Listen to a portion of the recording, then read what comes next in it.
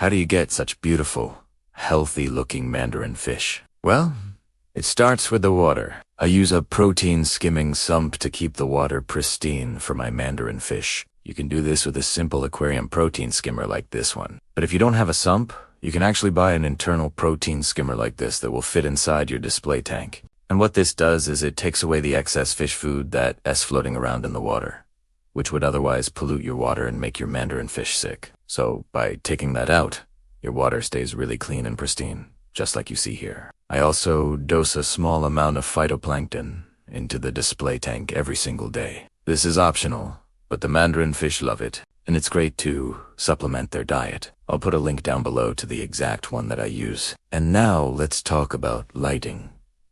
I use LED lighting on all of my aquariums. Now, there's many different brands out there, but the one that I've been using for years is this one right here. And what's cool about this light is that you can actually change the color of it. So I have it set to a bluish hue right now, because Mandarin fish they need a little bit less light during the day.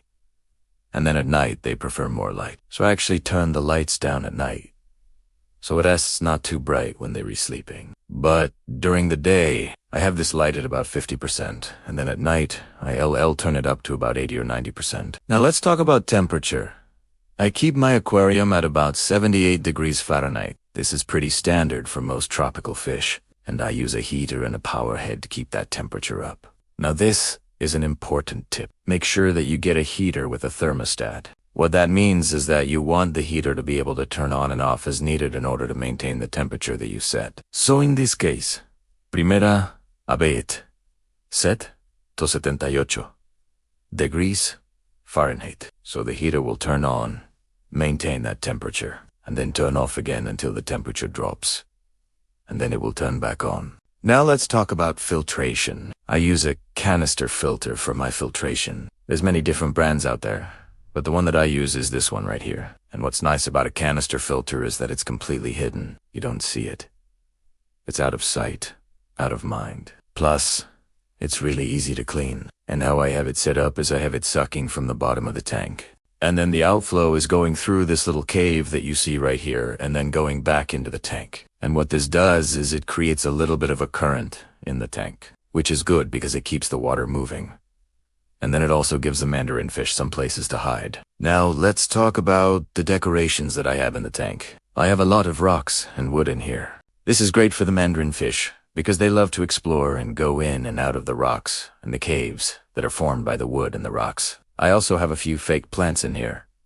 And this is to give the Mandarin fish more places to hide. They like to hide out in the plants and feel safe and secure. And these particular plants right here are really good because they have a lot of nooks and crannies for the Mandarin fish to explore. Finally, let's talk about the food. I feed my Mandarin fish a high-quality pellet food, and I only feed them once a day. The Mandarin fish are not big eaters, so you don't need to overfeed them. In fact, it is better to underfeed them than to overfeed them, because that can lead to excess nutrients in the water, which can lead to algae growth and other problems. So just feed them once a day, a small amount, and then add some phytoplankton into the mix. That will give them a really good diet and help them stay healthy and beautiful. So, there you have it. Those are my top tips for keeping a Mandarin fish. If you follow these tips, I promise you'll have a healthy, beautiful Mandarin fish for years to come. Thanks for watching, and I'll see you in the next video.